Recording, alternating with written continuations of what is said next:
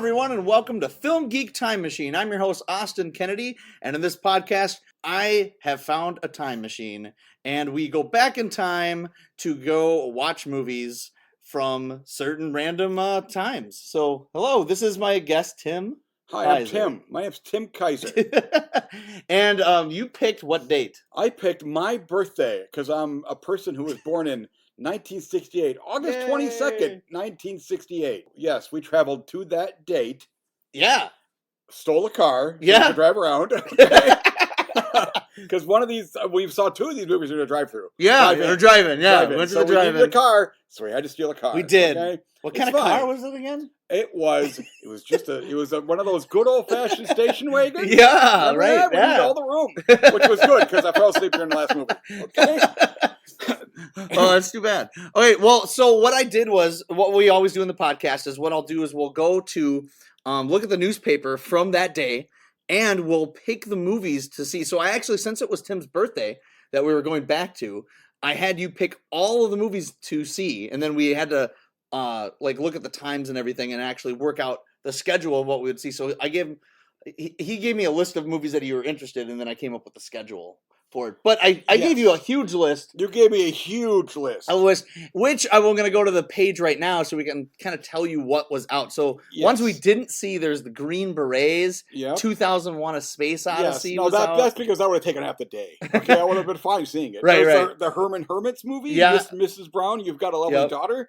That one they tried to be the Beatles. Yep. Petulia, Camelot, For Love of Ivy, a Sidney Poitier. Another film. one. Gone. We already saw Sidney Poitier. Right. Gone with the Wind, which was a reissue, of course. That one. So we could have seen literally either Sound of Music. We could have seen Sound of Music and Gone with the Wind, and then called it a day. One movie I was curious about that I've never seen that I would have picked. What you didn't pick was Alan Arkin in Inspector Clouseau. It was because Peter Sellers did the other Pink Inspector Panther. Clouseau movie, and I've heard it's terrible. Oh, I've heard it's horrible. But I've always wanted to see it, so that would have been. And kind I would of only want to see that with somebody.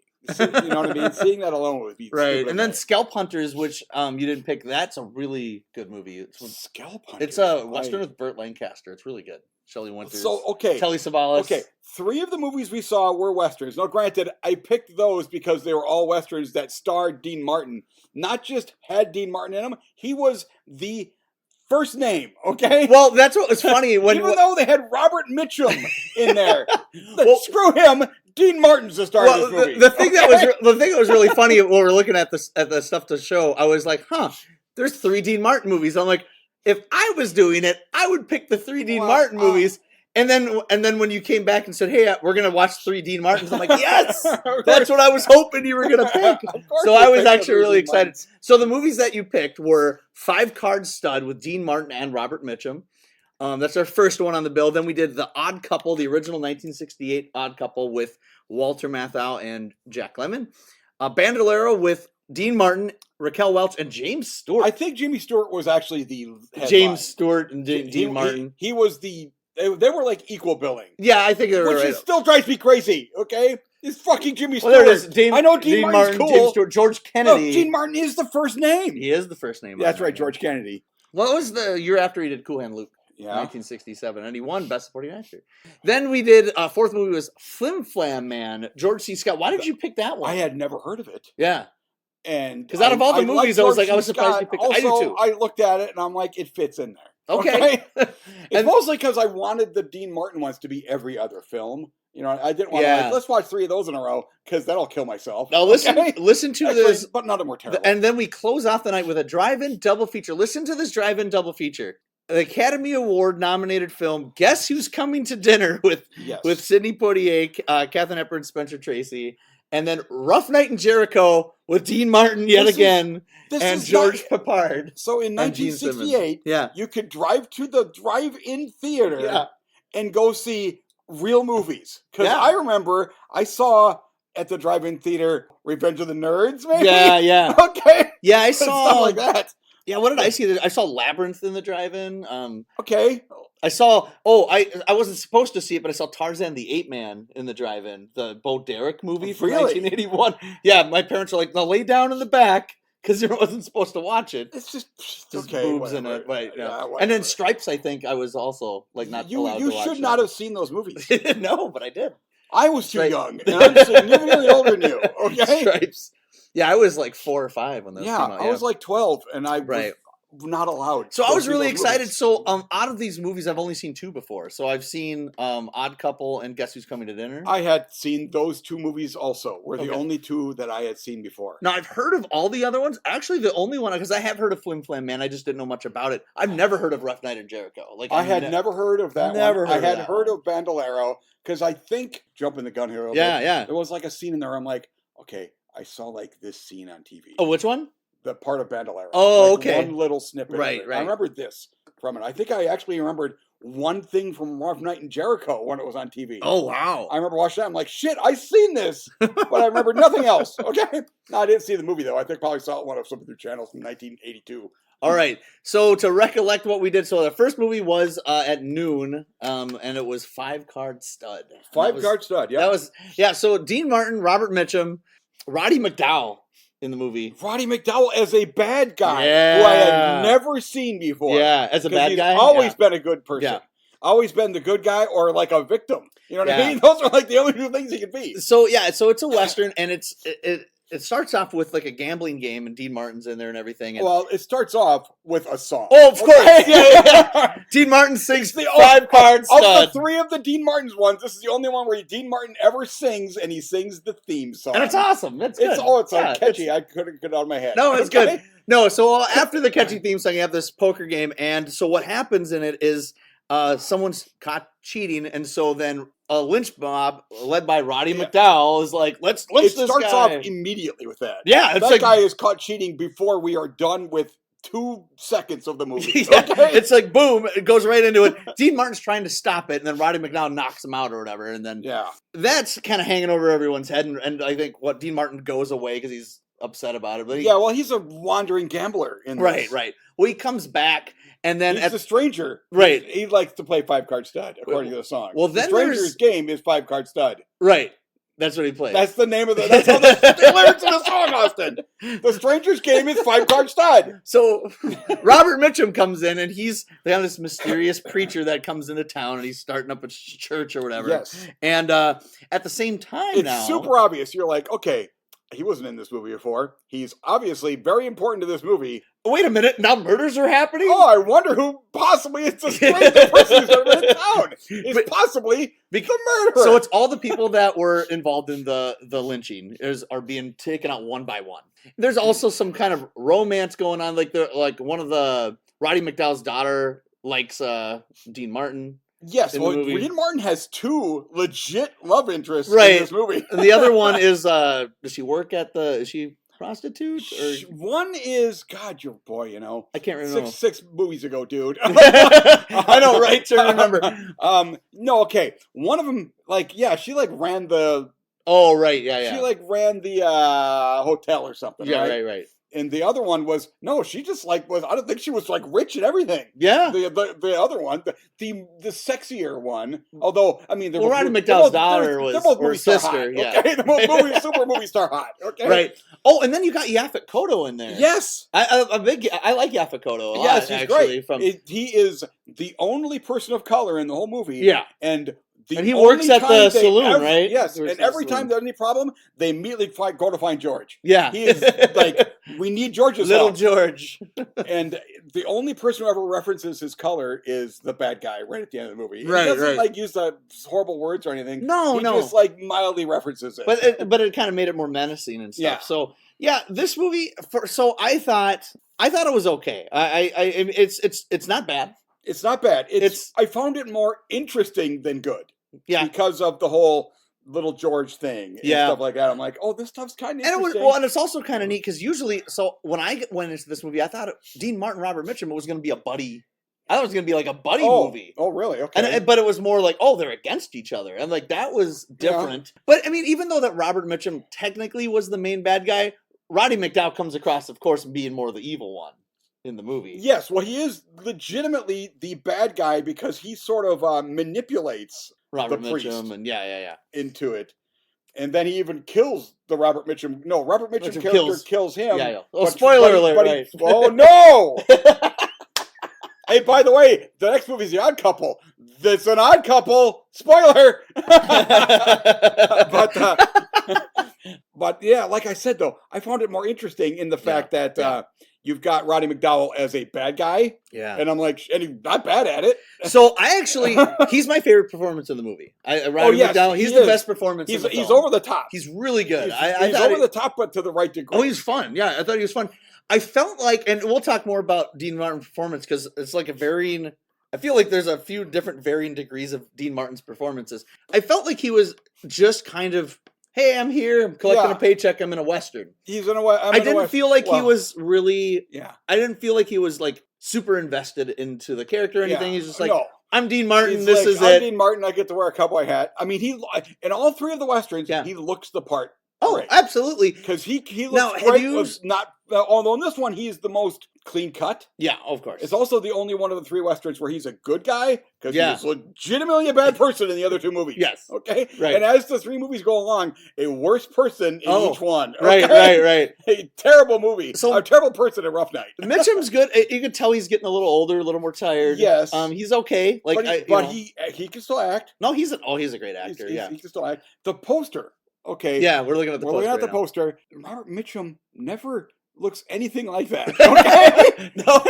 It looks like there's a duel here. Well, no, he's in full priest garb like every second of the day. It looks like the body of it is like they took it from like Gene Autry or something and then they just put Robert Mitchum's head on it. It does. And I'm like, oh, there it is. It's obviously two pictures. Yeah.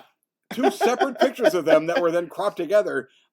Which back then was hard to do. You know what I mean? And so the stuff that I didn't really care for, I thought the direction was okay. It's just, it felt more like a TV kind of thing. 100%. It felt like a Gunsmoke episode, it felt like right? a pretty decent episode of a TV show. That's kind of what it felt like. And then it didn't feel like anything special. The actress who was not the one who played Roddy McDowall's sister, but the other one.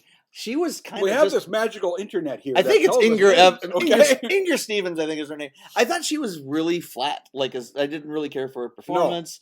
No. His sister was Nora Evers because they had the same name. Yep. So that was Catherine Justice. I liked her. I thought she was good. I thought she was good. But I just thought, and the romance, there was like no spark or anything between Dean Martin. I mean, I found it interesting that there were legitimately two different women, and it didn't feel like he betrayed one by picking the other one. No. He's just like, well, whatever, I gotta pick one. Okay. Although he doesn't really pick her. He leaves anyway. Yeah. Maybe she'll come with him sometime.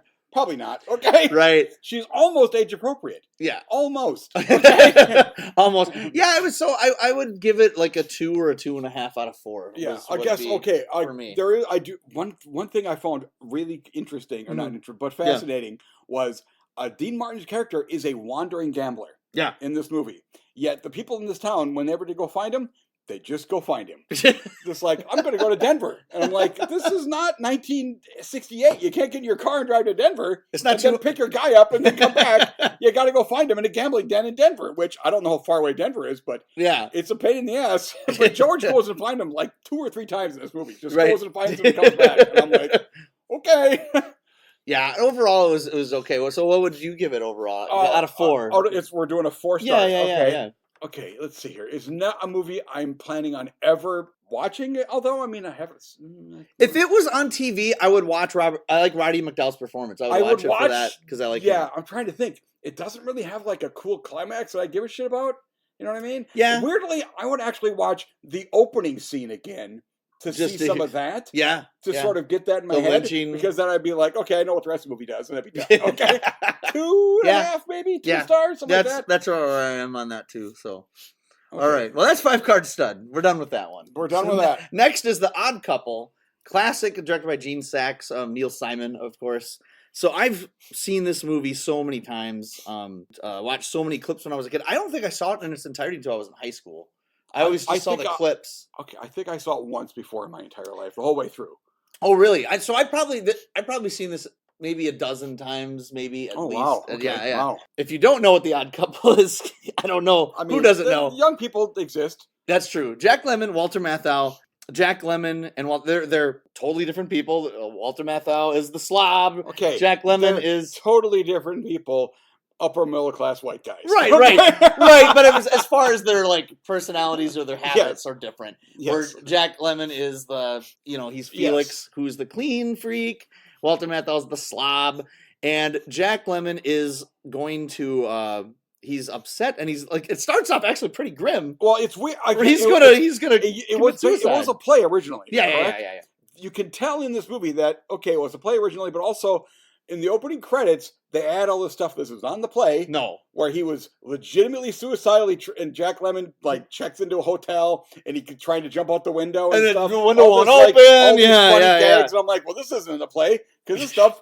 This whole new set they're never going to use again. Right. Okay? And they did that throughout the movie. They would like go like when they went to they went on Walter Matthau's work when he was he's the sports writer. And they went for a walk and stuff like that. And I'm like, well, this all happened like in the room in the play. I assume. Right. Well, then they show him depressed too. They show Jack Lemmon going to a nightclub, and then he like looks at the go-go dancer and he's like, doesn't like her. Yeah, I guess that's the weird thing. I'm as much as I like this movie. Yeah. And it legitimately had a thing I had forgotten about near the end of it. One of the most laugh out loud funny lines. Okay. The FU line. Oh, yeah. It took them how long to figure out what that FU meant, feel like hunger. Yeah. I was laughing. I'm like, I might have missed the next movie. I might have missed the next couple minutes of the movie because I'm like, I can't stop laughing. But the whole theater was laughing because we were legitimately in a time travel theater. Now, so what ends up happening is that they always have a poker game over at Oscar's house, played by Walter Matthau. I love the cast of characters, the supporting characters of the friends and everything. I think they're great. What ends up happening is that they're looking for Jack Lemmon because he hasn't shown up. They're like, where is he? And then they find out. They call like his wife calls or his ex-wife calls and says, oh, we're getting a divorce. And he's like, oh, geez, we gotta find Felix. Well, he shows up. Long story short, he ends up moving in with Oscar, and then of course things go to hell because they don't get along. And yeah, I mean, Oscar basically does it to save his life. Yes, because he's afraid. But now he wants to kill him. Felix is going to hurt himself. Like, but I want to kill you. Wow, that's pretty good math. Well, I love it when he gets so. Yeah, that's about all there is to it. Now, I love this movie. It's just like it's great. It does sort of just end.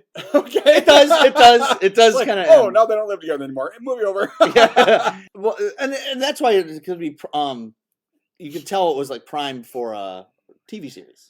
So it's perfect for a TV series, and that's why they had the TV series afterwards with Tony Randall and Jack Klugman. It was great, and that was actually probably the thing. Even though I had seen it before, I did not remember that it just sort of ended where they didn't live together anymore. Yeah, I was like, I always have the TV show in my head where they lived together for years. Now, okay, if you ever want to see tell like a young kid what do professional older actors or just a professional actor watch these guys in action. Like, there is nobody that can do this. Like, they are so good. The way they work together, like, they've done multiple movies. This is their second film together. Their first movie was The Fortune Cookie, a Billy Wilder movie. Oh, okay. That movie's awesome. Well, they've done a lot of movies since then, though. Walter Matthau. A couple. Well, have you seen The Fortune Cookie? I have not. You need to see it. So Walter Matthau actually won supporting actor for that movie. Really? He plays. So Jack Lemmon breaks his neck because he's a camera operator, and it's like a football game, and he breaks his neck when a football player runs into him during a football game. Oh, shit. And Walter Matthau plays his brother-in-law sleazy lawyer who's like, all right, let's see what money we can get from him. And it sounds awesome. Oh, it's so good.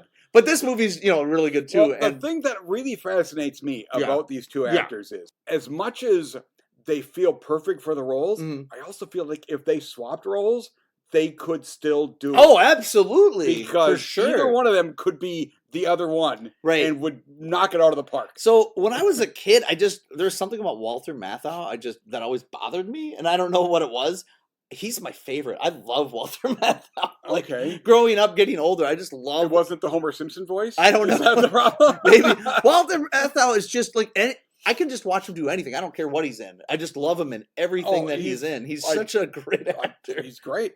I think he's one of those naturals who can say anything, right? And any type he's so good in any type of. There's another movie. I got to do a call out of another movie that they did in 1981. No one knows about this movie. It's called Buddy Buddy. I You're not wrong. I've never heard it was Billy Wilder's last film. Jack Lemmon is trying to commit suicide again. And Walter... I'm sorry, whose last film? Billy Wilder, who did Some Like It Hot, The Apartment, 1981, his last movie. And it's not highly regarded. Like, no one liked it. I think it's funny. So Jack Lemmon's trying to commit suicide. He checks himself at a hotel, trying to kill himself. Walter Matthau is a hitman trying to kill someone across the street, but Jack Lemmon keeps interrupting his assassinations attempt. So he's like trying to help Jack Lemmon to stop committing suicide, and it's rated R. So hearing Walter Matthau go to Jack Lemmon going, "Are you out of your fucking mind?" You know, it's so good. What? You gotta see it. It's so weird. What? Yeah. I've never... Buddy. I could actively watch any movie with these two. Yeah, yeah. Okay. And they're great. And Grumpy Old Men, of course, is great. Yes. But anyways, back to The Odd Couple. Yeah. The movie's good. Gene Sachs, actually, the direction, even though it's a stage play, I like the cinematography. It looks really good. It's because it was written by, I'm looking at Neil Simon. Neil Simon, did he do the actual... He did the play. He did, and he wrote the screenplay. He did the screenplay too. Okay. He did, yeah. Because he did a good job of making it so that even though a huge portion of this, most of the thing has to take place in that apartment. Yeah. Because that's kind of the whole premise. Yeah. They still figured out ways to have other stuff that happens. Yeah. Because it's a movie. You can literally go anywhere you want in a movie. Right. Okay? And in a play, you can't go there. Okay? And of course, since this movie, there's so many movies now that have like opposite... You know, like people are like, "Oh, you're the slob, you're the neat freak." Yeah. This one, like, can't be topped. Like the just classic scenes of them, like when he's cleaning, Jack Lemmon's cleaning, and then Walter Matthau comes home. I love it. He just goes and he wipes his shoes on the drapes. He walks on the couch, and he's just like, well, yeah. But the thing is, though, even at the end of the movie, after Felix Unger moves out, Oscar still has he's a little cleaner than he was before. He was. He's like, use that coaster, you piece of shit. No, one of my favorite lines in the movie is when when he's yelling at him about the food. He's like, clean that out of here. He's like, get that spaghetti out of here. And he's like laughing. He's like, that's what's so funny? That's not spaghetti. It's linguine. And he picks it up and he throws it on the wall. Now it's garbage. That's like... The best line. It's awesome. That's one of the things I would love to see in a play. Yeah. Because I want to see that thing on the wall. Okay? I bet you they do it. I'm sure they do. It has to be in a play version, which this is obviously, there's still the play. Yeah. People have to do this play at some points. My only faults with the movie are I feel like the attempts to kind of expand it, kind of like, you know, like the scene when he's at work, they didn't really need that scene. No, when they show Walter Matthau at the ball game. And I was like, you didn't really need that scene. You probably could have cut it. I mean, the outdoor ones make sense. It's supposed to take place in New York. Right. But saying, oh, we're going to take place whole in here. We're going to act like New York exists. Okay, no, you should go outside and show New York. Yeah, so like when they're walking and stuff. But yeah, I'm at least a 3.5 out of 4 for me on this one. Yes. Let's see, out of 4. 3.5 sounds about right. Yeah. It's... Boy, you know something? Almost a 4. It's really good. It might be It's close. 4. It's close. It's really good. Even if it's just for that FU line, where I was just so damn in love with it. And I'm like, oh my God, was that funny? And I just love both of them. Yeah. To the degree where I hate Felix Unger, but I also wish I could live with Felix Unger. Yeah, no, I love it. Yeah, it's just seeing these two acting legends together on screen. This is the one to see. Like I said, Fortune Cookie is really good too, but this is the one to watch first if you've never seen any of them together before. Like this is the one that in the play version. Yeah. They reprise their roles. That says right up here. That was the sequel. No. So who played him on? Walter Matthau did. I can't remember who the original Jack. It was Art Carney. Oh, Art Carney was Felix, and that would have been interesting. That would be cool. Yeah. But it also feels like Art Carney would be better as Oscar. Yeah. You know what I mean? Yeah. But although I guess the Art Carney arm wigglings and stuff like that would be good. God damn it. Now I want... Okay, can we travel through time to 1963 to go see the play? Okay? The play. Yeah. No, it's a great movie, and it was good seeing it like on the big screen again. Oh, yeah. Great. Good great movie. Too. So, okay. I guess I'm going to... You had a previous podcast that I was in, and you made me watch 6 movies. Yeah. In which... The 73 podcast, the worst one of these is better than the best one of those 6 movies. I agree. Even though one of those movies was White Lightning, and it was kind of pretty cool, but it's still, all these are better. Yeah. Okay? Yeah, I'm with you on that. Spoiler alert. Oh wow, 6 movies that I don't completely hate, because I hated all those. Yeah, they were. But some of them were almost fun. We had some rough patches. We had some bad ones. So okay, our third movie that we saw, another Dean Martin Western. Yep, it's like Bandolero! It's going to be every other with movie. an exclamation point. Exclamation point, which it's called Bandolero, and I guess is named after the bandits who are sort of in the second half of the movie. In the last 20 minutes of the film. And when they get defeated in their fist fight thing, they just leave because they're like a video game boss. You beat their boss and the minions run away. And that's what had the Bandoleros.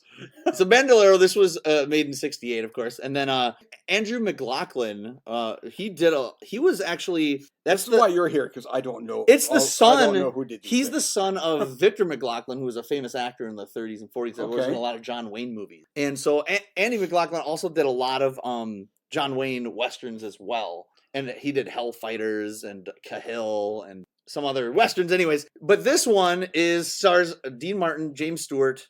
Dean Martin is he's a bad guy in this one. Did you know anything about this movie going in? Not too much. I thought it was just going to be like kind of more like a buddy picture kind of thing. I didn't know at all. But I didn't know much One about iota. The plot. For the first half of this movie, I loved it. Okay. When they were in the cells and then Jimmy Stewart shows up, and you don't know who Jimmy Stewart is, but you know that he's here to either. For a while, I didn't know about the what. Yeah, yeah. Is he there because he's extra angry at him? But I'm like, did he kill the actual hangman and stuff like that? Right. You never find that out. No. Okay. So the plot of this movie is Dean Martin is part of a band of crooks or whatever, and like the leader of them. Right. And he they rob this bank, and George Kennedy, they capture him and stuff, and he's the sheriff. He's gonna be hanged. It's a podcast. If you say stuff wrong, you will get yelled at. James Stewart kind of comes into town. And you're like, who is this guy? Like, oh, it's the Hangman. But it ends up, of course, being his brother. So it's Dean Martin's brother. There's actually one of the cooler scenes is when you see Jimmy Stewart and he hears the Dean Martin's character's name, whatever. Yeah. He hears it and he recognizes it. You don't know why he recognizes it, and then he goes and finds the Hangman. And you don't know what's going on. Yeah, because then Jimmy Stewart shows up in Hangman garb and stuff. Because he's in this town and he's like taking a bath or whatever, and then you hear his voice. It's cool. Yeah, it's really neat. And then, so what happens? They escape, and then George Kennedy is kind of after him, but they also take hostage Raquel Welch. Like how they escaped. Okay. Because that was the stuff that, this is the thing I want to talk about, the first half of the movie. Absolutely. The escape and stuff like that was awesome. Yeah. The second half, we'll get to it. Okay. But he shows up. He's the Hangman. Yeah. Dean Martin sees him. They recognize each other. Yeah. Dean Martin is confused as fuck. Okay. But can't say anything. Right. And then Jimmy Stewart has actually secretly given him a gun. And his gang doesn't even know what James. He has no idea. They don't know who James Stewart is. The gang has no idea. Yeah. The gang are fully expecting to die within the next 5 minutes. Yeah. Okay. And then they all escape. But yes, it's great. No, that was a really cool scene. But then on the way out, they take Raquel Welch. Yes, they kidnap her because there's a side story where she's been widowed, but she still wants to run her farm or something. And then George Kennedy kind of has a thing for her. Well, she's Raquel Welch. And then but then Dean Martin, so he kind of because all the other people want to kind of rape her. Seems like it's a little rapey. He is trying to stop them from the rapings, and I'm like, here's a better way to stop her. Stop him! Don't kidnap her. You're right. So, but it ends up Raquel Welch and Dean Martin kind of fall for each other. Yeah, they legitimately kidnap her as a human shield, right? And then never let her go. And I'm like, you don't need her anymore, okay? If anything, she's slowing you down. Right. Oh, wait, she's really fucking hot, okay? It's Raquel Welch, yeah. So, but then it ends up going where there's a standoff and there's bandits around, all of them. And so they kind of have to team up with George Kennedy a little bit. Yeah. And at the end, so there's a big showdown and stuff at the end. The fucking love shit between them is the thing that I fucking loathe. Oh, okay. I didn't hate it. I could in love with this fucking horrible monster. Yeah. No, granted, the George Kennedy thing skeeving on her also freaked me out. And I'm like, he was kind of creepy. Boy, the second half of this movie is really getting on my nerves. Yeah. So Dean Martin, so he is a bad guy in this. I wouldn't say he's a thief. He's an outlaw. I wouldn't call him a bad guy in this movie. I mean, he kills numerous people. Right. Right? Doesn't he? He does. But there's a huge gunfight like halfway through. But he's not killing innocent people, I don't think. Like, I mean, they're just like people in the posse. Like, I don't think they're bad people. Right. But they're no worse than the normal people. I guess they portray him like he's not a super bad guy. Okay, because Rough Night in Jericho maybe that's is a little different. I hadn't seen Rough Night in Jericho. You're right. Maybe if I saw them in a different order, I'd be like, oh, okay, never mind. He's nearly as terrible as he is in that movie. Right. Because he's really bad in that movie. With this film, so the direction is solid. It's it's like kind of like another like a TV show. I think maybe a step above. I think actually, I would say. I think the direction is better than 5 Card Stud. It's 60s Western direction. It's pretty good. Right. It has a lot of. This one has by far of the 3 Westerns. Yeah.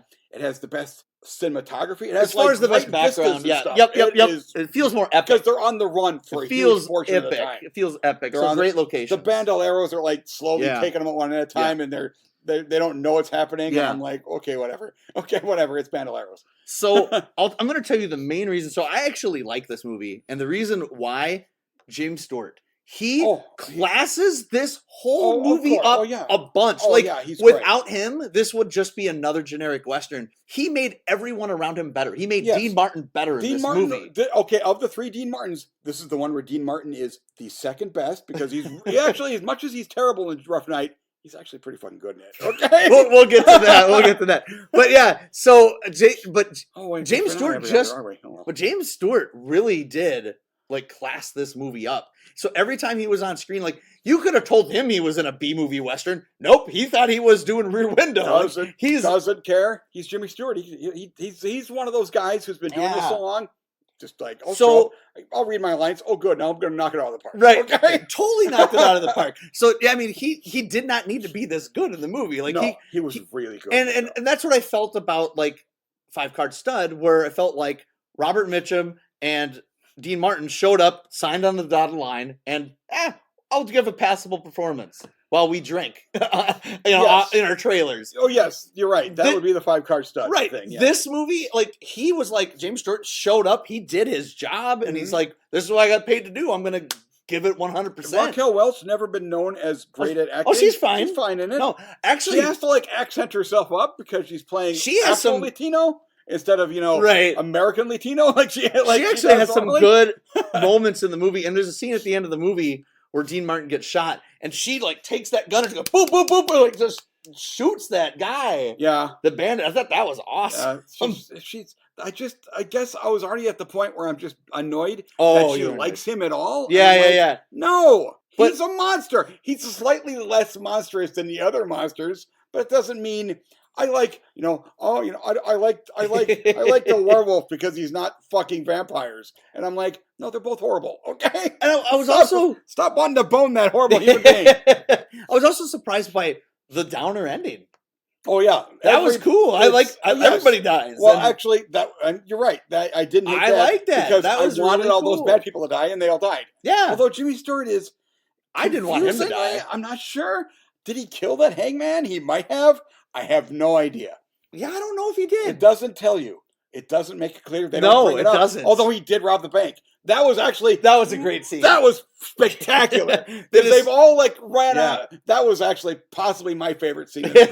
all the cops and the posse have run after him. After Dean Martin. And then James Stewart just walks by the bank. And he looks at the bank and goes inside and robs the bank. Yeah. Well, they just show him go in, and then later on you see that he's got the money. Oh, yeah. But that was great. But you knew what he did. Yeah. When you saw I'm like, wow, that is cool. So, and then the money's like hanging there. Okay. This movie's pretty awesome. So I wasn't annoyed with you with the Raquel Welch stuff. I just kind of accepted it. I give it a 3. Like a 3 out of 4. I'm actually going that high because James Stewart. If it wasn't for James Stewart, I would have given it a 2.5. That whole James Stewart makes this great. The Jimmy Stewart stuff and the stuff I like in it is legitimately 4-star material. Yeah, and then it annoyed me, but boy, the good stuff's so good. Yeah, so I might go 3.5. Oh wow, you really like that. Here's the thing: I'm sitting here pissing and moaning about it. But it's a movie with Raquel Welch in it. She moves everything up by half star. Okay. Well, I think James Stewart, he elevated that. Oh yeah, he moves up another half star. Good. Okay. Yeah. So this movie surprised me. I didn't expect. I expected it just to be another generic Western, and I was pleasantly surprised. This is not one. This is. Yeah, it was because I liked the mystery a lot in the beginning because they don't tell you, and I'm like, I like how it unfolds. You're going to find really out. Good. Yeah. You're going to find out what's going on, but they aren't telling you yet, and I'm like, I need to fucking know. Yeah, okay? I thought it unfolded really nicely. Yeah, I thought it was really good. Goddamn, I just can't believe I'm giving this 3.5 stars, but it's really, it's you don't really have good. to. It's really good. It's weirdly just that it would be my favorite of the 6 movies. Yeah, if it wasn't for that stuff. If it wasn't for that bullshit. Yeah. No, it was good. But it still might be my favorite of the 6 movies, even though there's other good movies in here. The next movie is not one of them. The next movie that we saw was the Flim Flam Man. That's kind of like an oddity that you were like, let's watch this. I might be wrong. Now that I think about it, this one's worse than White Lightning. George C. Scott, who I'm a big fan of, is in the movie. Oh, yeah. He plays a con man. This is directed by Irvin Kershner. Do you know who that is? That's Empire Strikes Back. That name I know. I saw that when I was opening up. I'm like, Irvin Kershner! So he's directed, I call him like the sequel director. He directed Empire Strikes Back. He directed Return of a Man Called Horse. He directed Never Say Never Again. He directed Never Say Never Again? He directed RoboCop 2. Okay, that is weird. Why is only one of those movies any good? I don't hate RoboCop 2. RoboCop 2 is... It's not anywhere near as good as the first movie. But I kind of like RoboCop 2. But I don't think... Yeah, I guess the only reason it might be any good is maybe he directed it good because they fucked that script up hard. Okay? Three was bad. Oh, I've never even seen 3. That's how much I have no interest in 3. In Flim Flam Man, he plays... Oh, what's his name? Mordecai Jones. Mordecai Jones, which I legitimately was wondering, is that a real person? Yeah. Because they acted like it was some type of famous name, but I don't know if that's the name they all So knew. he's a con man in this, and he shows up, the Michael, I can't pronounce his name, is it Sarrazin?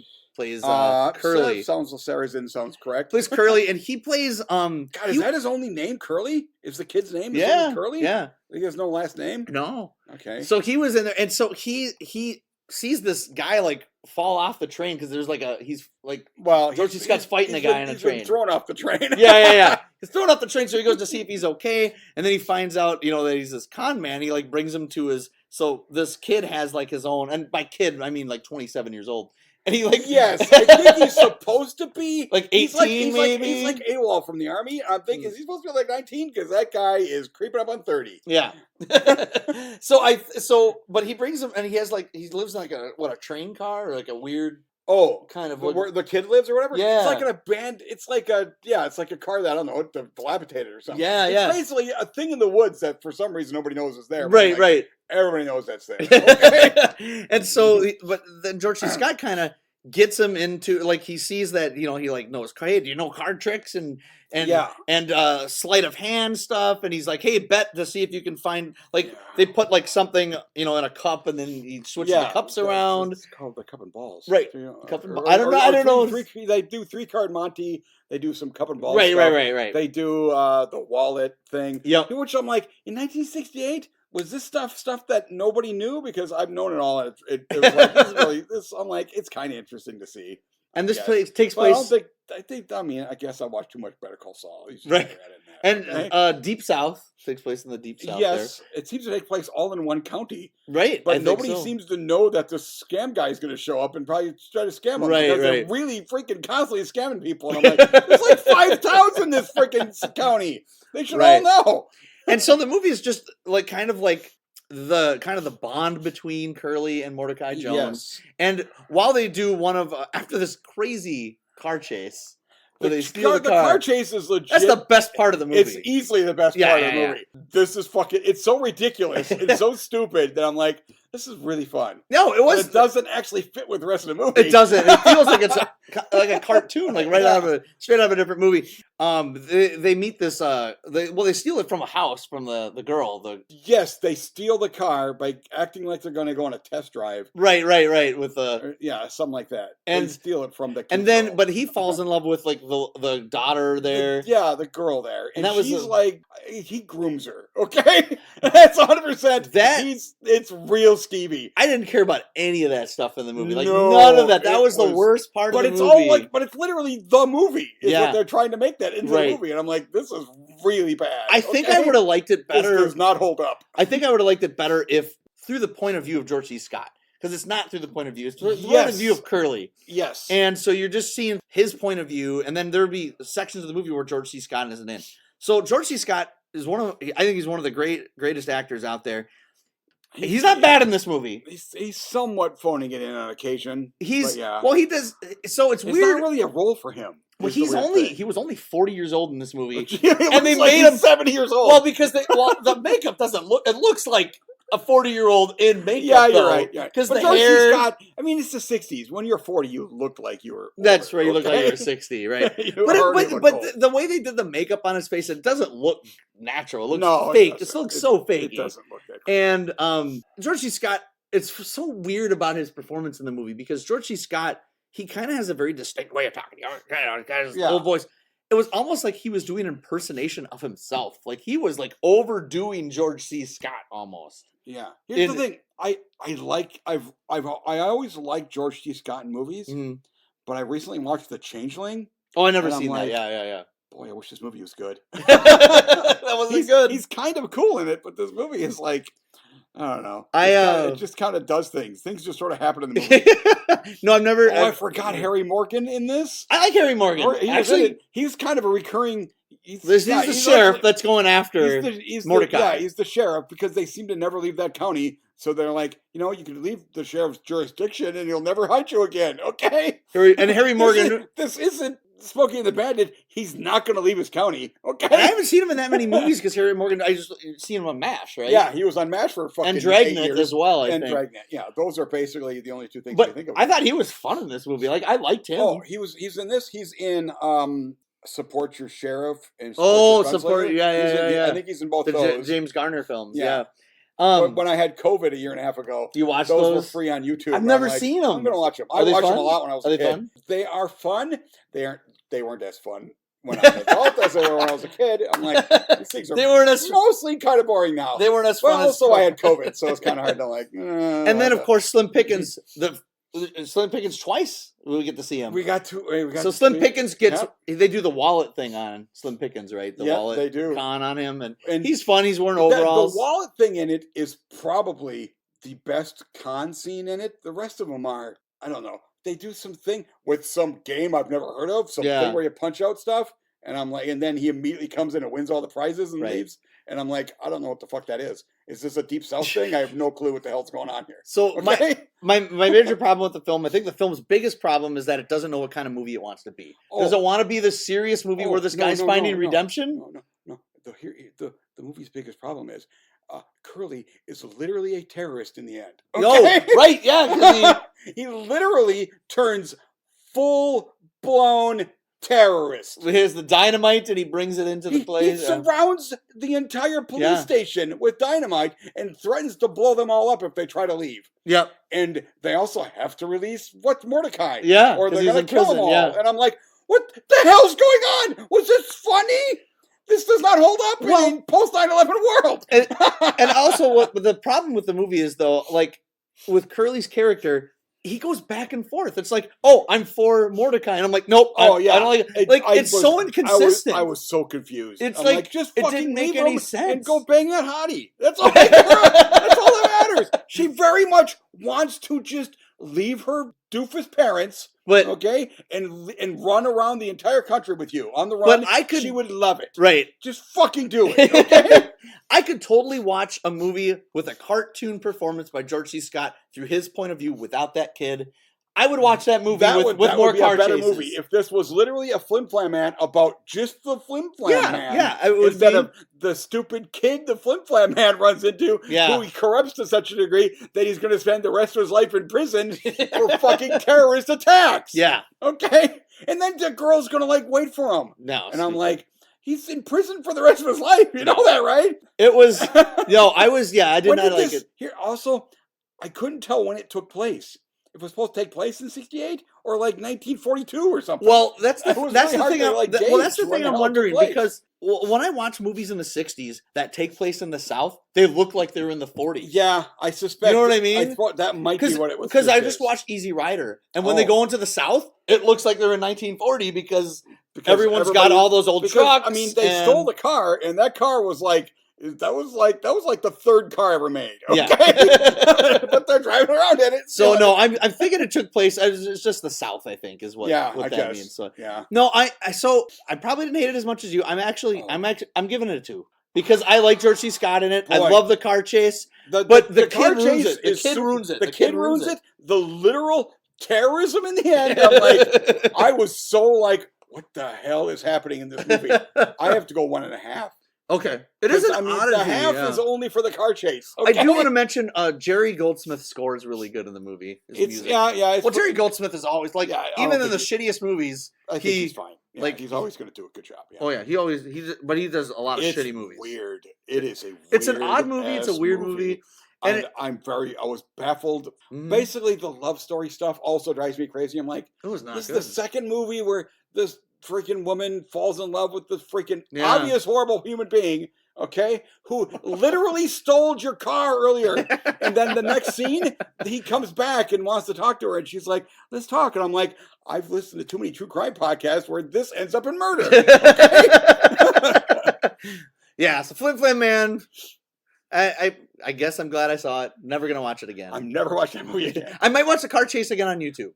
That's correct. Kind of like, what was that movie? The one we did see in the previous podcast. Oh, 73, the White Lightning? One. There's one awesome car chase in that. Yeah. And they took it off of YouTube. Yeah. I'm like, oh, fuck that. I want that on YouTube. That's the only part of that movie worth watching. All right, so now we finally, after we stole the car, we made our way to the drive-in. Yes, because this is why we needed the car, because this is a drive-in. And now we have to do this. But that car is turned to fully rust and is a cube now, so they're never going to catch us. Okay? Guess who's coming to dinner is our 5th movie. Yes, suddenly a fucking real movie. Yeah. Actually, Odd Couple's a real movie. All these are real movies. Yeah. Flim Flam Man, not a real movie. So it came out in 1967, but it was still sticking around in 1968 because it was nominated for all these Oscars. Yes. Oh, yes. It's an important movie.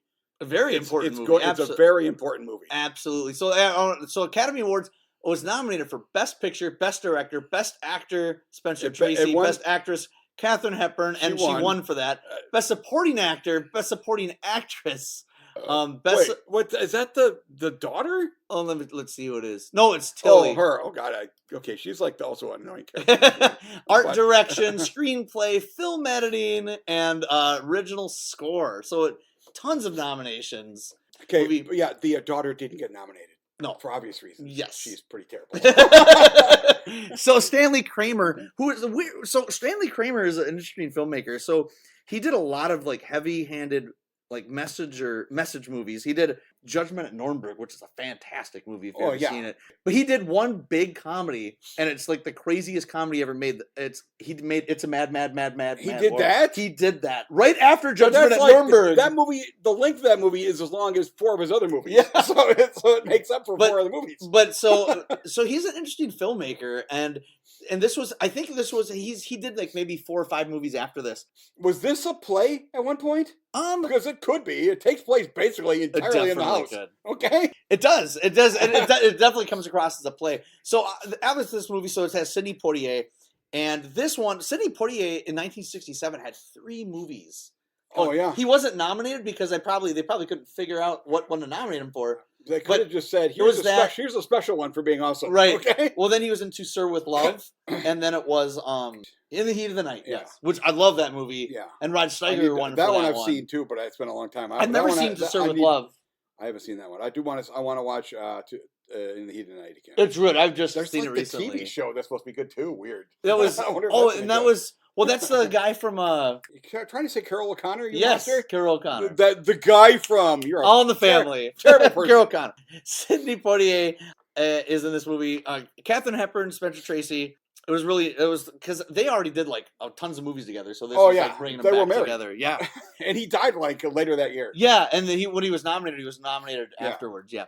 Katharine Hepburn and Spencer Tracy have a daughter, and she brings home a man from her trip from Hawaii. She's like back in Hawaii. She was in college and like, why are you back? She's like, oh, I wanted to introduce you to someone, and it's her fiance. We're going to get married. We met 14 days ago. 10 days ago. 10 days ago. So this is just not necessarily just this movie. So many movies back in the 60s, 50s, and 40s and 30s, they'll meet and I'm like, let's get married. It happens all the time. Yes. And so that's why in movie form, it's fine. Yeah. Okay? So when you go and watch, it's hard to watch some of those movies, when you go back, because it's just like, what? I don't buy that romance because they just met and then now they're going to get married. I don't buy it very much in this movie. Here's the thing. Spectacular movie. But now we're just going to shit on it for a while. Yeah, so obviously this is 1967. Interracial marriages or relationships were, I wouldn't say they were new, and a lot of people frowned upon it. Of course. Basically, between the time this was filmed and it came out, the Supreme Court struck down all the laws in the. It says right here. Loving versus Virginia, which means I need to watch Loving. I forgot. That's what we haven't seen. I need to see that. Yeah, that's the more accurate. I keep acting like this is a bad movie. It's not bad. Now, granted, part of the reason it's not bad is the monologue at the end. Spencer Tracy, fucking amazing. Yeah. Spencer Tracy will blow your goddamn mind. Okay, Spencer Tracy, he's a great actor. Anyways, God, he's so good. So obviously, what it is she brings him home. They're supposedly liberal, minded. So she's like, "Oh, they're going to be fine," but they still are a little shocked because they're more or less Spencer Tracy. He's not. I wouldn't say he's racist, but he's more like he's so worried about what the problems are going to be. He's worried that his daughter is going to have problems with it, and which they would. You're going to have issues with here, and I'm like. First of all, they're moving to Geneva, okay? So they're not moving to fucking, Tennessee or Alabama or anything like that. Yeah. So it just shows like the difference between the races and the racial tensions, and then even they show Sidney Poitier's parents. They're just as upset about it too, even more so, I think. Actually, the dad, his father is the mom. The mother, actually, both mothers totally fine with it. Yeah. Okay. I get the impression that her dad is more just doesn't want this to be the only thing that her daughter is known for. Right. That his daughter. Which I'm like, oh, sorry, your ditzy blonde daughter is only going to be known for this. Okay? She's in this movie. Sidney Poitier, his character, is a fucking god. He's the greatest human being who has ever walked this planet. Oh, they really made them so. She is not good enough for him by any margin. No. Okay? No. She is awful. Okay? Yeah. And they literally have some ironing scene where she's just so ditzy, and I'm like, I'm gonna kill myself. I hate her so much. So I will say this, her character is really annoying because she'll and the way she just nonchalantly says stuff, she's like, "Oh, you don't like him because he's a Negro," and I'm like, "What did you just say?" Okay, the language thing is just the 60s. Yeah, okay? yeah. They never say the word black. No, because nobody called anybody. They don't. And the only person that actually throws an N-bomb out, and that's that's like their servant, which is like the racist servant too. She's almost. She's the only one who says for him to stay in his place and stuff, and I'm like. I guess they wanted to have somebody you hate in this movie. Well, they succeeded. Okay? Yeah. Because she is terrible. Yeah, she's a terrible character. Not a terrible performance. No. She knocks it out of the park for what she does. She's great. She's great. But boy, I hate that character. Yeah. Okay? Yeah, she's the maid. Then when she sees Sidney Poitier, she's like, "What is going on? This is what are you doing?" Really mad. And they don't really. At the end of the movie, they don't resolve that at all. They don't resolve her thing at all. They resolve. They don't. They at least act like they're going to resolve his father's problems. Yep. But they don't have. No. Resolve here at all. No. And I'm like, oh, luckily, you may never see him again because we're moving to fucking Europe. Okay. So later that day, the entire movie takes place in an 8-hour period of time. So the movie it's interesting because this movie is. very important, obviously. It was very important. It was a very... I saw it in school, but yeah. I remember nothing else. It was an important film when it came out, and so I think it's a landmark, iconic film. Yes. The direction by Stanley Kramer is good, because he's a good filmmaker. The performances by most everybody in this movie are great. The one exception, yes. Right. Maybe she's playing her ditzy role perfect. I don't know. Yeah. I looked her up. She's actually she did a lot of stuff later on. Who is it? Is it? She did like cool... Catherine Hahn. Yeah, okay, yeah. There you go. Yeah, so she actually went on to do a lot of stuff, but boy, I really didn't think... she played... They just did her dirty in this movie. Well, this is what I think. Okay? I think the character was supposed to be written as a carefree individual, right? Yes. The way that she portrays her is ditzy and oblivious to everything. Like she you really don't realize there's going to be problems. Like, she doesn't think that there's going to be problems, and that's the problem, because in 1967 you should have been well aware that there's going to be issues in this. And I'm not saying that she shouldn't be optimistic, but she is not optimistic. She is oblivious. She has no clue of what's going on. She's like, oh no, my parents will be fine with it. And I'm like, okay, what about the rest of the world? Okay. Well, just how she does everything. She's like, oh, let's go pick him up at the airport. Hey, you come to dinner. And I'm like, calm down. And he actively avoids telling his parents on the phone that she's white. Yes. And she doesn't even think that that's a possibility that's happening, that he would be trying to like say, you do know my parents have the same problem. Right. So that's kind of the main issue with it. And another issue too, so I just want to talk about some of the stuff I had problems with, because I want to talk about some good stuff too. It's like, it's weird to rank this movie or rate this movie, because in 2022 eyes, yes, I would probably give this a 2.5. Oh, it is. But if you look at it as a historical standpoint and look at the time that it came out in, it's a 3.5. It's weird, because I didn't remember I knew about it. Yeah. I knew the general story of, interracial, blah, blah, blah. Yeah. I thought it was more of a coming over racism thing. Oh. But instead, it kind of is, but it's also, they aren't straight racist. They're a version of racist. Yeah, okay? Right. It wasn't... Privileged white people racist. Which in many ways, yes. It was just, the thing that bothered me is they're both filthy rich. Yeah. They're the only problem they have is their interracialness. They're never going to have another problem for the rest of their life. Right. Okay? So they ruin their whole life. Oh, yeah. He used to be married. Yeah. But they didn't get divorced. They literally killed him in an accident. Killed him in a car accident. Him and his wife and his kid killed in a car accident like 8 years earlier. Yeah, it's horrible. The only real problem in their actual relationship is he's like 17 years older than she is. 37 and she's 23 or something. Yeah, 22. Yeah, he's like 15 years older. It's like, if you're 65 and somebody's 50, that's even kind of weird. Okay? 15 years is a little much. Okay?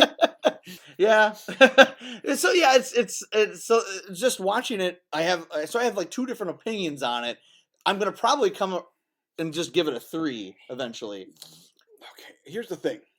I'm going to give it a 3.5, because as much as I was sitting there and I'm like, okay, this movie's, everything in it is really cool. It's also got real problems. The fact that he is literally willing to just bolt on her if one of her parents has any issues. Yeah, and I'm like, pretty noble. Maybe he isn't. Is that noble? That seems like, is he trying to get out? Oh, right. Maybe trying to get out. Yeah. It felt kind of like, fuck her parents. It's an interracial marriage. You really have to have one thing you have to think about. Yeah. Fuck anybody else. Okay? That monologue. Yes. At the end. Yeah. So, which is literally 10 minutes. And I'm sitting there with my jaw open the whole time. The big dilemma of the film is that Spencer Tracy has to come up with a decision that night, because his daughter's like, we're going to go get married and I want your blessing now. Yeah. And we're going to get married in Geneva. Right. By the end, originally they were going to get married later. Yeah. But then they're going to literally just go to Geneva and get married. Oh, by the way, you can day. Fly out and see us get married too. Yeah, because granted, you're filthy fucking rich, so you can drive to Geneva. Right. Fly to Geneva on a whim. So why not? So the whole dilemma. So it kind of builds up to this moment, and then Spencer Tracy comes out and is like, "I have some things to say." And I know your favorite part of the movie is when Dad, the daughter starts talking. And he's like, I haven't asked you a whole lot your whole life. But shut up. He says that. I bet you yes, love that. Mostly because I hated her so much. Right. Okay? And you were like, yes. Only because I'm like, oh, okay, maybe he's not that bad because boy, does she suck. Yeah. Okay. So that's the other thing that's kind of hard in this movie. It's hard to buy the romance because it does get hard to buy the romance because I'm like, I don't really see the connection. They show them kissing and stuff, and they interact. Early on they show them little snuggles, and then they're barely even on screen together. Yeah, yeah. Okay. It's just like I feel like that they would have a fling together, but I don't think he'd want to get married there. Yeah. I think it was just some, hot blonde thing that he wanted to pay. But they didn't even sleep Hawaii. together. They didn't even sleep together. That's right. That's right. They really make him so fucking perfect because they legit asked him, and it was him. It was him. She wanted to get on the bangins, and he was like, "No, we can't be banging." And I'm like, "He's had sex. He had a fucking married. He knows what sex is. He's a fucking adult." They really paint him to be, Yeah, it's like he's too amazingly good. What I wanted is, which is why I kind of want to watch the movie Loving. Oh yeah, I do. I want to see it anyways. With two people who are like actual human beings, okay? Not one's a god and one's a fucking supermodel who's also rich, okay? And just now we're in love, and I'm like, can you get like human beings who fall in love and then have problems, okay? Well, Spencer Tracy, Katharine Hepburn, they definitely like their relationship and they were actually married. They were like. Yeah. Between the two of them, they were married. They were actually married. But yes, of their marriages, they were the longest marriage. Yeah, and Katharine Hepburn is really good in the movie. The scene when she finds out, though, like that it bothers me because she almost has this look of hatred when she figures it out or whatever. Yeah, when she figures it out, and she has this look like tears are in her eyes. It was weird when she first find out. I thought she would be on the other side, and then she comes around like really fast, like. But her look of like pure dread, weird. And it was weird. It was a weird reaction. Like his reaction felt more realistic. Well, the Spencer Tracy, they kind of go for the humor because he doesn't realize it for a while. No, and then he's like gonna go golfing. And then, like, while walking out the door, it, like, dawns on him. He turns around and walks over there, and he's like, and they all know, he figured it out. Yeah. But that felt more realistic than Katharine Hepburn was a little too dramatic. So Spencer Tracy, that monologue at the end, yes, when he does that whole speech, it is so good, it's so well written, and it says a lot about everything. Is so fucking perfect at it. And he sells it, yeah. He just sells it. Boom. And he goes on and on. I'm like, I know where this is going. It's so good. Now, there's two other scenes I really like in the movie that really elevated for me. It's the scene when, Katharine Hepburn's coworker has that, she's racist coworker. Oh yeah, they fire. Oh my god! That is a great scene. That scene is so great because she comes in and she's like, "Are you okay?" And just like, I want you to go to your office, take everything, and just leave. No, okay? write out a $5,000 check to yourself and get out of here. Get out of here, and I never want to see your ass again. I mean, that was so cool. Oh, that was great. Because that was the moment. Because I think before that, you kind of knew that Katharine Hepburn was for it. But that was the scene where you're like, oh, she's 100% on board. Okay. I'm going to tell you my favorite scene, okay? Okay. That stupid delivery boy who's like dancing. Oh my god! And he's got the hots for the servant girls, ladies. Yeah, And she doesn't seem to have an issue with that white boy and her because they're both doofuses. Okay, you know what I mean? Or something. I don't know, but I mean, her daughter's hot as balls too. Okay? But god damn that delivery boy was so fucking stupid. Sidney Poitier is like, whoa. 1960s movie high school student was the most hilarious bullshit I've ever seen. I felt that was from a different movie too, though. It felt like, what's going on here? Are we in Beach Blake and Bingo? What's going on? What happened here? Is this Disney? It felt like a beach movie. Did a shitty Disney movie show up?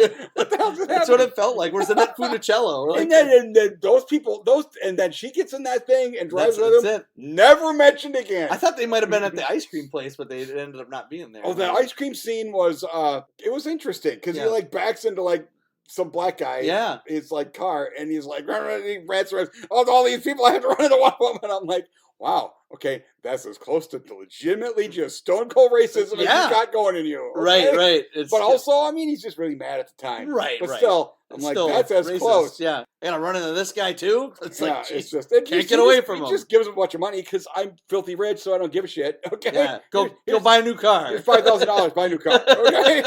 The other scene I like, which is it's hard to watch because you don't like the character, but I really like the scene when Tilly lays it in to Sidney Poitier. Yeah, it's a good scene. It's a good scene. So, but it is the way it does baffling. I love it because the camera goes it goes crooked. Oh yeah, and it's in one shot, and then she starts just laying it in. It's like, let me tell you, and that's when she lays the N-word on him, and she's just like, and then when she leaves, the camera goes back straight. Yeah.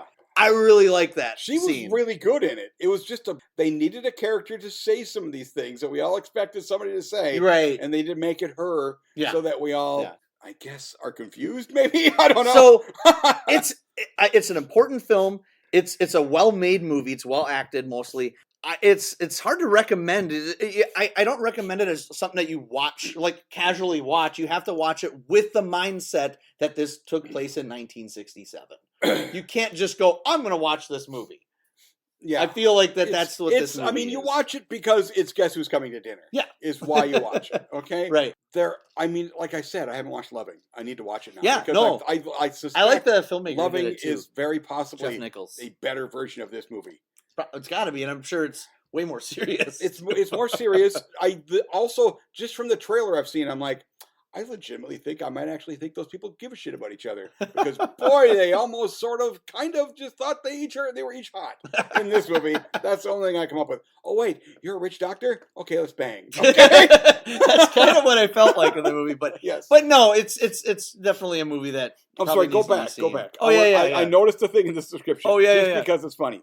He is a 37-year-old black widower, and I'm like, not Black Widow is a weird. I mean, it's just the fact you put the word Black Widow in there. Did he murder his wife? Is that what happened? He murdered his wife. Black Widow. He murdered his wife in that description. That's funny. That's just on the Wikipedia page. That is pretty funny. I mean, it's what he is. He's black and he's a widower, but still. All right, our last movie, right? So our second of the double feature at the drive-in, was a leftover 1967 Western. I mean, just imagine. Okay, I want everybody to imagine. Right. We saw that we saw that big monologue. Yeah. Now, granted, the opening of this movie is pretty good. Yeah. Okay. Yeah. It's not a bad film. What, Rough Night in Jericho? Yeah. But Rough Night in Jericho. That's what we're seeing. There's a trailer for this movie. Okay, I want to talk about that after. Okay. We'll talk about it in a second. Okay. Oh, that trailer. Yeah, I want to talk about the trailer. That trailer is better than this movie by a mile. So, Rough Night in Jericho, George Peppard, Dean Martin, and Gene Simmons. Dean Martin is actually the villain in this movie. Yes, he's also the best. He does the best acting in this movie of his three movies. By far, he is totally committed in this movie. Like he showed up on set and was just like, "Oh, I don't need to drink. I'm gonna act today." Yeah, I'm like, "Yeah, you're right." He drank in this movie because they drank in all three movies. Oh, right. But it seemed like he's Dean Martin. It seemed like in Five Nights he was drunk. He had a secret hose in his mouth at all times. Right. Okay? But yeah, so this has Gene Simmons in it. Gene Simmons, yes, Gene Simmons, with the J, not the G. Yeah, the other Gene Simmons. Oh, and so anyways, this movie, it's Dean Martin kind of has this town bottled up, and him and his gang like just rough people up and stuff. Yeah, but he was like the sheriff, but he's not the sheriff anymore. No, because he would rather be an outlaw. Is what he said. Yeah, but I mean that's the ultimate way to be a sheriff. It's more fun. Just be the sheriff also. Yeah. Okay, so whatever. Well, then he does it. Yeah. So he basically is the sheriff. He just so they kind of take over the town because what happens is there is the sheriff arrests one of his gang members who killed someone, but he was just defending himself, because they were kind of harassing him. So he killed him with like a pitchfork, right? Yeah. And so they were gonna go hang him. So Dean Martin's like, no, they go to the prison and Dean Martin's gonna go hang him right now. Yeah, they go hang him. They don't want to wait for no trial. No marshal. Nope, they're just gonna go hang him. And so the sheriff's like, nope, I'm not going to let you do it. And then he just pretty much runs the sheriff out of town, and the sheriff leaves. Mm-hmm. And then Gene Simmons hires or calls, not George Peppard, but the guy was working for him. Yes. Well, George Peppard was already he was just a passenger on that at the time. And so it was this guy named Hickman. He sort of got hired to replace the guy who got shot. So the guy that's coming, he's an older guy that has helped Gene Simmons in the past. And it was John McIntyre as the actor, and he's in a character actor in a lot of movies. He was in Psycho. He was the sheriff in Psycho, where they call up and they're like, "Hey, have you heard about Norman?" "Oh, Norman, yeah, he lives out on the town." Like he's in there, and so I recognized him from that. And so he plays the guy, and Dean Martin shoots the stagecoach. Like he's shooting at the stagecoach to kill that dude so he wouldn't come to town, I guess, to help out. Yeah. And so, but they don't know that Dean Martin did it. They just kind of think, and his name is Alex Flood, Dean Martin's character's name. And Dolan is George Peppard. And yeah, George Peppard is just this dude that's just whatever on the stagecoach, but then he kind of helps out Hickman. They end up going to Gene Simmons' place because she has an extra room so where the guy can heal from the gun wound. And then she asks for George Peppard's help too, and he's just like, I don't want to get involved. Like, it's not. My outfit's too fancy. Yeah, I'll get blood on it. Okay, and because he's all dressed up. Right, for like the first 2/3 of this movie. And Alex Flood, Dean Martin, he's very curious about George Peppard. He's like, did she hire this guy? I'm worried about this guy. He seems like he may be actually competent. Right. He might he actually. That other old crotchety guy didn't give a shit. Okay? But George Peppard is just like, you know what? He's trying to let him know that I don't really give a shit. And there's a great scene when they're playing poker. Yeah. And there's like a meeting going on that's supposed to be against Flood. And Dean Martin knows about it, right? So Dean Martin like hires a bunch of people to like blow the place up, and you hear all this while the poker game is happening. Yeah, well, here's the thing: there's a lot of really cool scenes in this movie. Actually, yeah, I don't hate. I will admit I fell asleep because it's been fucking a long day. Yeah. But this one is, I actually think I had to honk the horn. I'm like, wake up, Tim. I'm going to rewatch this movie again. Right. That scene though, like they're at the poker table. That's George Peppard is just showing him like, I don't care. Like, oh, that sounds well. He's still like, yeah, hit me, I'll raise you. Like, he's totally ignoring like what's happening. Yeah. But Dean Martin's watching him like, is he going to care? And it's like, oh, he doesn't care. You know, it's kind of like a weird cat and mouse game between them to see where George Peppard's loyalty lies. Yeah. And eventually he gives in to Gene Simmons, and he's just like, you know what? He does actually help out. He legitimately becomes the good guy in the movie. Yes. Up until that point, we all know he's going to be the good guy, but he ain't there yet. No, he wasn't there yet. Okay? And the scene that he actually decides to be the good guy is another great scene in the movie is when Slim Pickens comes. Oh, the whip fight. Oh, my God. Oh, that whip fight is awesome. Actually, God damn it, this movie's pretty good.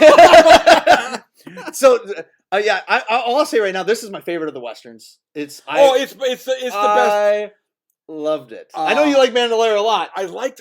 There's things in the good stuff in Bandolero is better than anything in this movie, but the bad stuff in Bandolero is so much worse than any of these movies except for Flim Flam, which has the worst stuff. Okay. So normally I don't like George Peppard.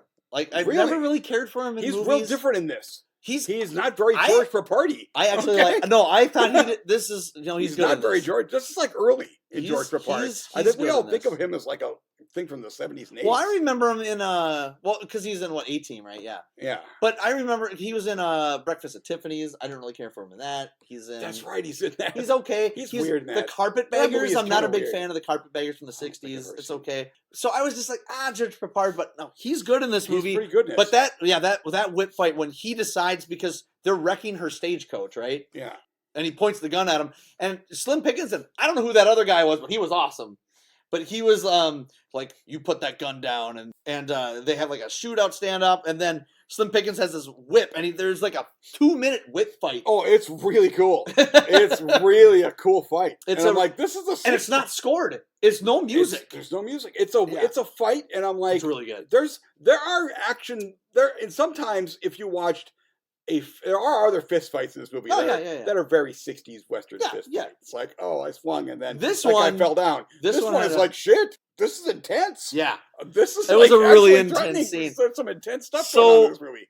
Yeah, I thought this was really good. Gene Simmons is great in this movie. She is great. She is so good. She is different than in the other Westerns, we had the females, okay? Oh, I have problems. She's got a character. She has a character in this. She is the leader of people against Flood. Yeah. Essentially. Yeah. Because she's the only, and she was like trying, now granted, she gets other people on her side who are also do as much or more work because there is Western stuff where they legitimately you can't let the lady do the work. Well, that's the only thing. because she's already like, I'm gonna get my gun, I'm going, and George Party like, no, do those dishes or something. Yeah, it's just pretty much at the end. Yeah. That was the only thing I was just like, come on, let her get on the action. But the end fight thing is pretty good too, though. Oh, I think it's great. Really good between Dean Martin and George Papard. Yeah, I think it's great. It's holy shit, is it good? The thing about this, the direction in this movie too. So it's by this guy Arnold Lavin. I looked him up.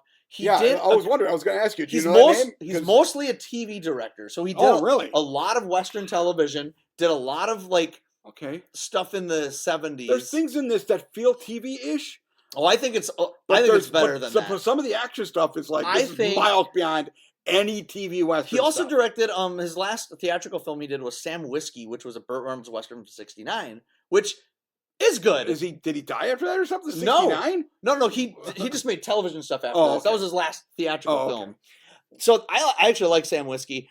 This movie is just in a different league. It has a more serious nature to it. It does, and it's cool. It is really cool. It's actually. I need to rewatch this. I feel like the direction of this movie. I was just too tired. I feel like the direction of this movie feels more like John Ford or Howard Hawks. It's good. Like real Bravo. It's legitimately got the slow build. Yes. Because the first half, maybe more than the first half, where George Papard is essentially seeing all the stuff going on, and he's not doing anything about it. Like, I don't want any part of this. But that Gene Simmons is really freaking cute. One of my favorite scenes in the movie is when they're both drunk. And there's a drunk scene in the movie. And they're sitting at the table. Oh, him and her. Yes, George Papard. And she is so drunk. And there's a scene where she they're blitzed.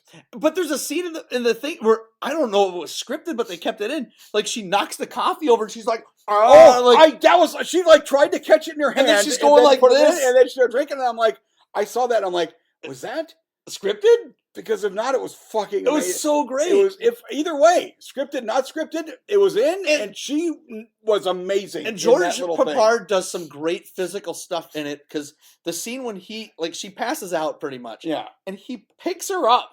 He picks her up and then he flips her around and then he goes almost falls down the stairs. He's also drunk. But that physical, I don't know how they did that scene. What I love is the next scene is the next morning she's stone cold sober. And he's so fucking hungover. And she's just like doing her stuff and she's fine. And I'm like, and then the whip fight happens. Oh yeah. God damn it, this movie's pretty cool. And so then this movie, this is by far the best of the three westerns. You're right. But he kills Bandolero. I'm knocking it down to 2.5.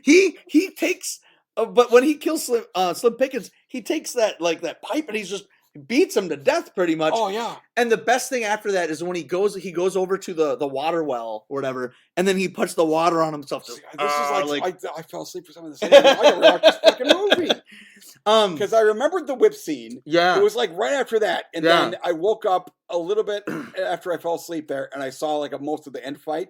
And I'm like, I wasn't exactly clear how we got to the end fight. It was my problem. So Dean Martin in this movie, his villain, played by anybody else, this would be a one-dimensional villain with a mustache twirling. Oh yeah. But because it's Dean Martin, and he really fucking good. Well, the thing is, because it's Dean Martin, you automatically, because he has a likability charm to him, right? Yeah. So that charm adds layers to his villainy. It is weird. So it's not just a one-dimensional villain. You normally you'd see Dean Martin, oh, I like that guy. He's fun. Yeah, he's fun.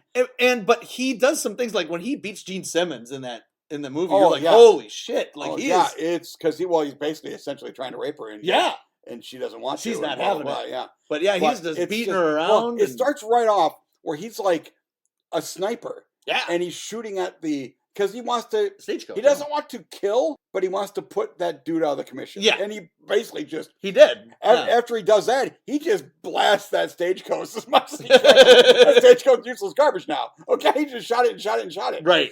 And I'm like, what's going on? I don't know why this is happening. Am I supposed to like this or hate this? Who's the bad guy here? That's the cool stuff. I love that shit. Yeah.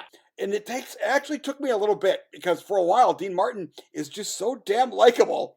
Yeah. But he's just such a fucking piece of garbage. Yeah. I'm like, and that's this is actually, I think this legitimately is one of my favorite Westerns I've ever seen. Yeah. It's really cool. It's so different. I agree. It's really different. This one caught me by surprise. I In fact, I had to go back after we got back, I went back and rewatched it. So I've watched it twice already. Oh, well, I guess I better do that. When I watched the first half of it, I was just kind of like, it's another Western. And they're seeing the layers in Dean Martin. I was just like, oh my God. Dean Martin is really good in this movie. I would say this is one of his best performances. So, have you ever seen Rio Bravo, the John Wayne Western? I have not. That's one of my favorite Westerns. I highly recommend it. It's one of the best Westerns ever made. It is way better than this movie. It's just because it's just one of the best Westerns ever made, I think. You're wrong. This movie's perfect. So my problem with I just have a couple problems with the movie. So to me it's a strong 3.5. I really like it. I don't like how they don't wrap up Gene Simmons. Oh, well, the movie's over and then a big the end pops up and I'm like, what happened? What's going on? Because tell me what happened after this. I thought they built up Gene Simmons. No, I don't mind endings that have abrupt endings. And that was very commonplace. I wanted to know what's going to happen in this town because is she the mayor or whatever? Right. What else is going to happen? Because what happens is they ambush Dean Martin and his gang. And they take everybody out except for Dean Martin. What I liked about that was that one, like floozy, whatever. That Dean Martin was seeing, yeah. She hears them talk about it, and then she warns him when he walks up. That's a trap! It's like, that was, I mean, I don't know if she did a very good job of it, but it was a really cool idea. It worked. It's like, Flood, it's a trap. And then, I'm like, but still everybody died. It doesn't stop anything. No. It doesn't save anybody's life. No. Well, they come into town, and they are looking around. And real suspicious, because there ain't nothing going on. There's some great, crazy moments of violence in that where they shoot a guy in the face. They're like, holy shit, the guy just got shot in the face.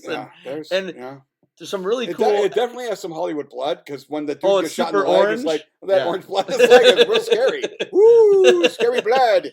But so then Dean Martin runs off, and he's really the only one left. And so George Papard looks at Gene Simmons and just takes off because he kills John McIntyre, the Hickman, the older guy, Dean Martin. So he's like, I'm gonna go kill that guy. So he chases after him and he kills Dean Martin, and that's the end of the movie. And I'm like, okay, you skipped over the 10 minutes of awesome fight it took. Oh, it is. Fight in the woods where they're like, it was like the Predator. It's a great standoff where they're in the woods, and there's some great shots of seeing their eyes through the branches and he at one point Flood sees he's got the gun. Yeah. Or at least he thinks he sees him pointing. Yeah. But then he comes around the corner and it was only the gun. And I'm like, oh fuck, he ain't there no more. Yeah. It's a really good cat and mouse game. Yeah. It's a really great scene. My only thing is that they build Gene Simmons' character up, as a very important character that you legitimately care about, and just ending the movie, I think, shortchanges her character. Yeah, and that really that irked me. I was just like, what? Yeah, I mean, she's so good in the movie. Why would she is really good and wasted it? She's legit interesting. Great in character. The movie. It's a good character. Unlike Unlike some of the other ones where in Bandolero, I mean.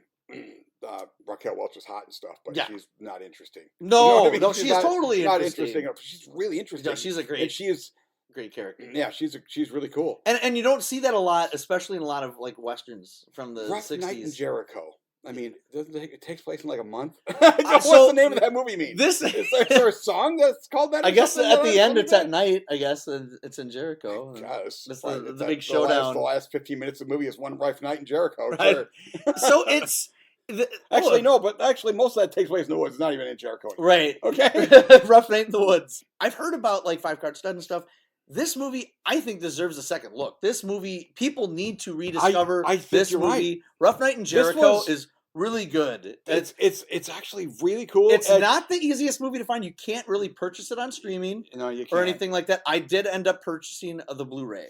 So there is a Blu-ray you can get. Yeah, so because you said you watched it again. Because the only other way you could have done that is if you first traveled through time and then when you got back, you had to buy a copy, right? I did buy a copy. Okay, I understand. So you can't find this streaming anywhere, and so I definitely recommend if you like westerns, especially from the '60s, and you like Dean Martin, just buy it. Just get it on Blu-ray. It's worth it. Because actually, I like Dean Martin more after these 3 movies. Even in 5 Card Stud, where he was basically, I'm particularly drunk in this movie. He showed up and did the job. But he's still likable, and he says things, and it's fine. You know what I mean? He's just really good in this movie because he's really bad in this movie. Legit. Was this like... Because the other two were literally 1968. This was 67. This came out. This came out the first of the three. So they did this first. Is this why they had some more westerns? Because Dean Martin's pretty good in that western. Let's give him some more westerns. No, he was in Rio Bravo. And other stuff. So he's been in a lot of westerns. That's weird. I guess that's weird because I guess I always think of I knew he was in those spy movies. Oh, the Matt Helm movies from the 60s. Which I'm like, I remember seeing some of those when I was a kid. Murderers Row. Boy, those are some. They're movies, I guess. I've seen one of them. I saw Murderers Row. Okay. I haven't seen the other one. Silencers, Ambushers, Wrecking Crew. Yeah. I think there's one where a gun reverse shoots or something. Oh, I'm sure. The gun, in actuality, because he's a spy. Yeah. It's a gun that looks like a gun, and it will shoot up the thing. But in actuality, it shoots back. Well, he's not acting in those movies. He is just like he's showing up, and I'm like, oh yeah, in those he's playing a drunk because he's just drunk. Well, then of course later on he does sober for the full fucking 3 weeks this movie took the place. Okay? It might have, man. I mean, you have to go back and forth on occasion. Yeah, Rough Night in Jericho is just this is the reason why I wanted to go back in time to look at movies to find gems like this. This is the movie that I was looking for. This is a full-fledged gem that I'm interested. Here's the thing: I had never heard of Flim Flam Man. It's not a gem. No. 5-card stud's okay. You're right. Of these ones, the ones that I didn't know whether or not had any chance of being good, this is the one that was like, movie's pretty damn good. It is good. And Bandolero, I like Bandolero too. I mean, I had heard of Bandolero. Yeah. I think Bandolero was one that was on television a lot when I was a kid. You're right. Because they would put stuff up with attractive ladies. Right. She actually, Raquel Welch was pretty big for a long time. Oh, huge. Yeah. She was huge. So they'll put Raquel Welch movies in. But I had never seen it. Out of the 6 movies, so best picture for me would probably be Odd Couple.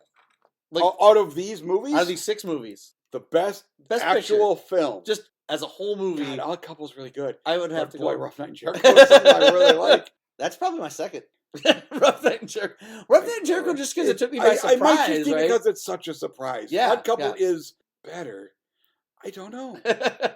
Here's the thing. I think if we had watched them in a different order, Rough Night was like the first one. Right. I would have been so aghast that this movie came out of nowhere and blew me away instead of being the last one. What would you I'm going to give it to Rough Night. Because Fair enough. I have to be different. Okay. All right. What best actor? The best single performance. Yeah. In one of these movies. That's so hard. Oh, it's Spencer Tracy. Spencer Tracy. Oh, okay. Spencer Tracy. He wins. See, I was already. If I could give it to 2 people, I'd give it to Jack Lemmon and Walter Matthau together. Yes, but yeah, I would say Spencer Tracy. Spencer Tracy. Spencer Tracy's too good. It's so phenomenal, right? In that one. Actress. There isn't really. I mean, I guess Katharine Hepburn's like the main lead actress. Yeah. It might be Gene Simmons. I would actually, or is it supporting though? I was like, that's close. There's 3 names on that. That's poster. true. I can see I would right actually probably give it to Gene Simmons. Actually, she's really good. I really liked her in that. Best supporting actor or actor. Yeah. Best supporting person in an acting role. Yeah. Because there's not really a supporting. Because I kind of like. I don't know if I'd give it to him. I like Roddy McDowall and 5-Card Stud. It's Roddy actually, but Dean Martin's kind of supporting too. I would give it to him. And Rough Night in Jericho. Think that's definitely a co-leads. Yeah. Okay, that's a co-leads. It might be the glasses nerd guy in Odd Couple because he's so freaking good. He is good. He's really good. Let's find out what his name is. Let's find out what his name is. But you know exactly what I'm talking about, right? Is it this guy? Of course, we're not going to see his name. He's still kicking at 94. That guy was. Larry Haynes. No, it's not him. Nope, I know him. Oh, that's him right there. John. I've seen him. He was in 12 Angry Men. He was. Oh, look at that. Yeah. That 12 Angry Men that caused a mistrial, that movie. I love that movie, too. That's a mistrial at the end. It annoys me. There has to be a mistrial. You can't go and investigate shit as a juror. That's an immediate mistrial, okay? It drives me crazy, that movie. Yeah, so no, this was fun. This was a good year to go back in time to see movies. You want to know why? Why? It's my fucking birthday. It's and you had to. I mean, what better way to celebrate your birthday than Dean Martin? On the day I was born, went to this freaking drive-in theater and got to go see Guess Who's Coming to Dinner and Rough Night in Jericho. Okay. Yeah, actually, that squeaked into the 23rd. Okay, it did. But what a crazy double feature! That is so weird because I'm so used to double features being. I guess I'm from the '80s. Double features were literally just like skin flicks. You know what I mean? They weren't porn, but they were like high school. Like, oh, here's Revenge of the Nerds, and Hot Dog. Okay. Oh my God, Hot Dog. Or Hot Chili, or like all those. Yeah, or maybe even like it could be like Animal House, like a big name movie, but still, it's just fucking Animal House. That works perfect as a drive-in theater. Or Private School, or that kind of. And the fact there was only 2, I think I remember seeing 3 movies numerous times. Yeah, drive-ins. Because they would go on to at drive-ins. No, I saw. I was young. I was sleeping through that 3rd movie. Yeah. No, I remember there would be 3 movies at those drive-ins. But yeah. Anyways, that was fun. Well, thank you for coming. Oh, no problem. Back in time with me. Okay. Bye-bye, everybody. All right. So this was Film Geek Time Machine. I'm your host, Austin Kennedy. This was Tim. Say goodbye, Tim. Goodbye. All right. And until next time, embrace your inner geek.